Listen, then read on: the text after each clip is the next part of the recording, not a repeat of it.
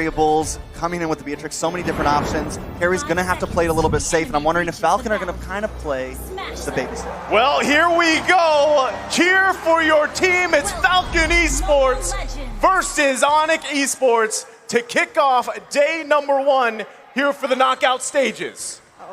Okay, this is interesting, right? Because technically when we're looking at both of the drafts, they can counter one another. But look at this. Already you can see Keyboy trying to pressure the jungle, trying to pressure Ken from those rotations. And like I mentioned earlier, this matchup between Yves and Lilia is going to favor Sans for a bit, especially in that early game, because he isn't reliant on that level 4. Whereas Justin, he needs to wait a little bit more to get those items, to get that damage, and also to get that real-world manipulation. I think one of the biggest things here, right, is if you're Falcon Esports, you don't allow Kyrie to get an early kill. I mean, there's already so much poke back and forth. Justin, even having to walk back to the tier 2, isn't even sure if he wants to recall there just yet. But still, don't give Kyrie that early kill to not allow Onic Esports to snowball here if you're Falcon Esports. But there's a big problem, right? The whole thing for Falcon was to put pressure onto Kyrie, and Onic is answering back by putting pressure of their own, already going into Falcon's jungle, not letting Naomi even step out into Onic's jungle. There's a lot of comparison, right? Like, in this current meta, what is more important? And I do believe that the mid lane is going to be the #1 issue when it comes down to those rotations, right? Because even if you lose the gold lane matchup, even if you lose the EXP lane, if you are able to clear faster and if you are able to rotate faster, that can alleviate any problems in terms of that draft. And so far, this is what we see Falcon lacking in the drafting. Well, right now, I mean, as everybody gets closer to that level 4 here, the first turtle of the game is going to be up. You can already see Ken getting in position here. The rest of the team, though, there's quite a few Onic Esports members as they might contest this one. Yeah, and in comes the Black Dragon Boots trying to get a back line, push on, the Petrify locks on, Kyrie takes the turtle. Nice suppression. 10 will go down. Justin brings out the real manipulation. In comes the Bravest Fighter. A lot of damage onto Sans. Sans will bite the bullet. And that is a 1-for-1 trade. But the side of Onic does take the turtle. All right, so Onic is going to be able to have a little bit of an advantage in that sense. And Falcon, they need to remember how and what are the highlights of their draft, right? Wait until these members can actually be a factor and not contest too early, honestly. I think they should have let that go. Yeah, I mean, I also like how both XP laners got those kills here. You're already going to see, right? Both. This is what you can expect from Kyrie, right? He is going to just be all in your space in your jungle. Whoever is going to be playing against them, and that's something you have to play around here. So still, Falcon Esports, Yellow Flash grabbing that early kill here. We've seen just how strong a Lapu Lapu can even be. Sometimes he has to go 1 versus 2. It should work out, but still, pressure here on Ken's purple. Oh, Sans is caught in. In comes Kyrie, though. Does a nice amount of damage on Naomi. Sans will go down. Ken picks up the kill. CW comes in with an Nero's Passion. Ken's going to take a bit of damage, but Onic wants to back off here. They've lost 1 member, but Zipex is here to try to claim more. CW and Keyboy able to get away from that one. Turtle up in about 40 seconds, but it's still just 1-2. 1-0 trade so far, and it's still going to rely on Falcon to get that better advantage. What do you guys particularly think about the Yuzong and the Lapu Lapu in the XP lane? Well, I mean, both serve a purpose, right? What we're seeing a lot with this meta is Yuzong locked in for that back. They just go straight to the back line. The job here is to catch Zipex, right? I mean, he's got a flicker, but as soon as that's expended, you should be able to hit him with the Petrify. You have the Black Dragon form. You can cause chaos on the back. Meanwhile, you're still baiting everything out and relying on Keyboy to find that Divine Judgment lockdown. But that's the thing. Falcon Esports, they've got, what, 3 tanks pretty much at this point. Lapu Lapu, fighter, tank. You know, he can actually be that peel. He can be that front line for them. But still, the fight for the damage. turtle. Naomi goes very, very low. Kyrie gets hit by the bouncing ball, though. Ken may go down. Boots wants to come clean up. Hits the Petrify. Ken goes down. Next could be Justin. Boots maybe a little bit too deep. Zipex, though, hits the speedy light wheel, trying to come in. Yellow Flash onto Boots. Boots will be next. It's a 1-for-1 currently, but the fight keeps on going. Yellow Flash gets a stun onto Keyboy. Sans trying to find Yellow Flash, but he's just a little bit too tanky. Sans. Looks like Yellow Flash is going to back off overall. Onic lose another member here, but still they keep the gold lead. So, as we were just talking about all of that, right? I'm going to refer back to the graphic we saw earlier. These two teams love to team fight. every single objective that comes up, they're going to force it, right? And that time you actually saw perfectly. Kairi went in, used the shadow kill, and then the cleanup was there.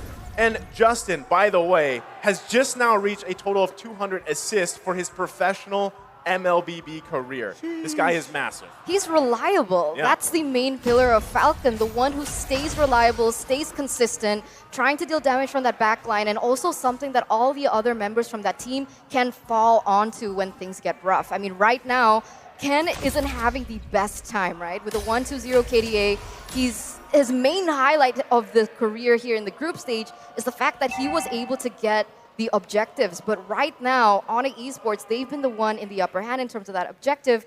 And so we see Yellow Flash being the main carry here up until this 5th minute. And this Lapu Lapu is going to start snowballing. He has the CC, he has the damage. Onic Esports, they need to be very aware of his positioning when they go for a 5v5 team fight, or they might actually fall short. Well, this is the great thing for Falcon, right? ZipX has mainly been able to just farm up. And yes, Justin's here kind of helping him, but might be Justin looking does for bring Sands. out the real manipulation. Keyboy's going to try to come in. Possible dive here. Don't think we're going to see too much, but with the turtle up in 19 seconds, this could be a nice advantage for Onic. They kind of claim the pit. You've lost that utility from Justin there in the real manipulation. So Onic, once again, still kind of feels like they're controlling the game here, controlling the tempo here, holding the gold lead and moving forward. Well, that's the thing, right? They're looking for a clean sweep on the Turtles as the third one of the game has now spawned. And as you mentioned, Trex, Onic getting a position here, but once again, Falcon Esports wants to contest this one. Ooh, Naomi comes in, nice Tyrant's Rage. Keyboy takes a lot of damage trying to get away. Ken wants to find him, but Keyboy is able to escape. Turtle still on the field, Naomi very low along with Justin. And Kairi picks it up. That's a double kill. In comes the Black Dragon. It's a show, boys. Boots now trying to get away though. Suppression does land onto Yellow Flash. Yellow Flash wants to move in. CW is here doing a nice amount of damage. They're forced to back off. Falcon will not claim this turtle. Oh, see, that's the thing. Every time they go for a 5v5, Falcon always falls short in this team fights. It was great, though, with the way that they did it, right? They were able to eliminate Kairi first, prevent that damage from penetrating even worse. And that's the thing, because when Kairi gets left open, he goes in for a double kill, even a triple kill. But oh my god, Falcon, they get the turtle. That was so close. I thought the snipe was definitely going to hit it, but Justin is now here. San's very, very low. Naomi trying to find him. San's able to get away with just a sliver of health.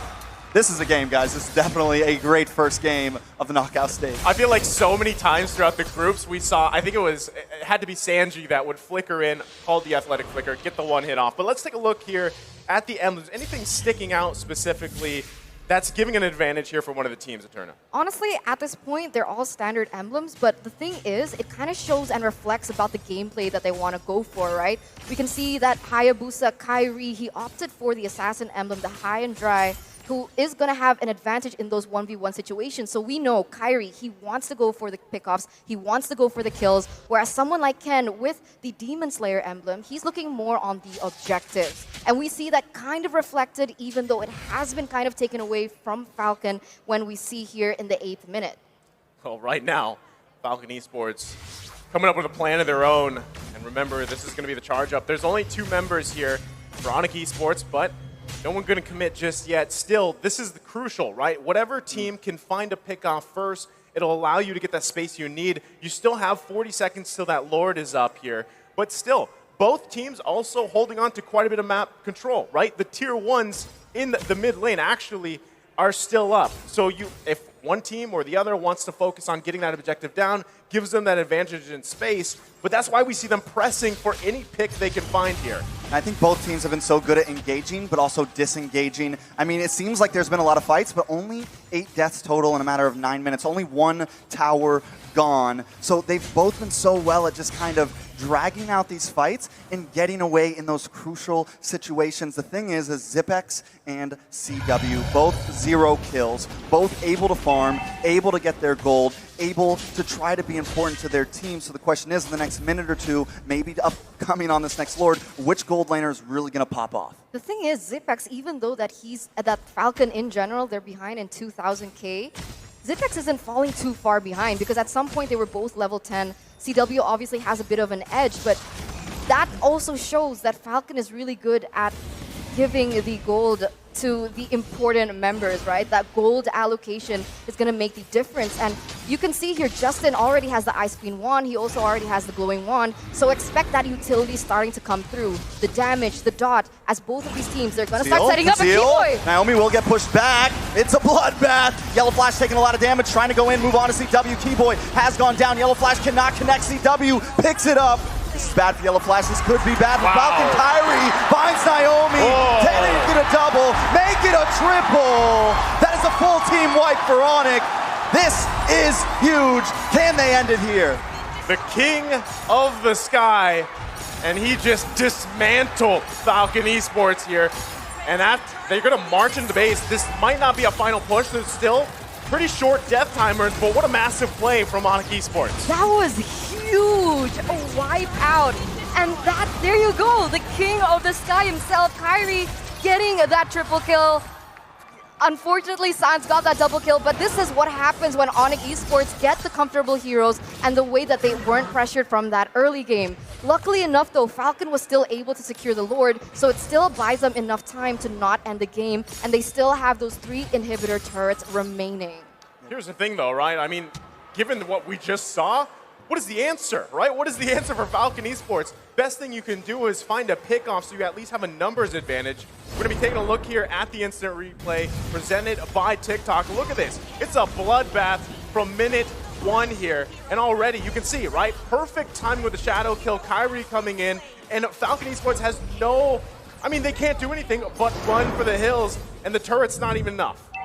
This is definitely rough. I mean, Falcon does secure the Lord, though, so we know their head's still in the game during these big team fights. When all the ults are going off, when bombs are in the air, they're still able to hold it together and secure the objective. So that could be the answer. If they can drag it out long enough, if they continue to get Lords and not let Onic get the full push, maybe they could fight back here. They just need to get this, the pocket strat. They need to surround Zipex. No one can go too far forward. They can't be full dive mode. They kind of have to move as a unit, I feel. I agree. I completely agree. That's something that I wanted to bring up. In that previous team fight, it didn't feel like they were synchronized. And the way that they've drafted, they need to be synchronized, right? You need these combo wombos to come through. You need the ult coming in from Naomi. You need the ult coming in from Yellow Flash, paired up with that slow and that penetration coming in from Justin. But the way that Onic Esports were able to do that team fight was they made it messy, right? They had someone in the front line, in the back line, but that's not what a Falcon needs right now. So they need to come back.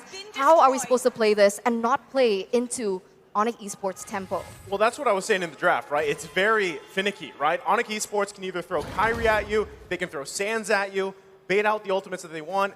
Boots can also go towards the back line here, and that's what he's doing against Zipex and Justin. But not only that, then you also have to worry about a Divine Judgment dragging Zipex along or Justin, right? Those are two things that's multiple things that's working in Onic Esports' favor.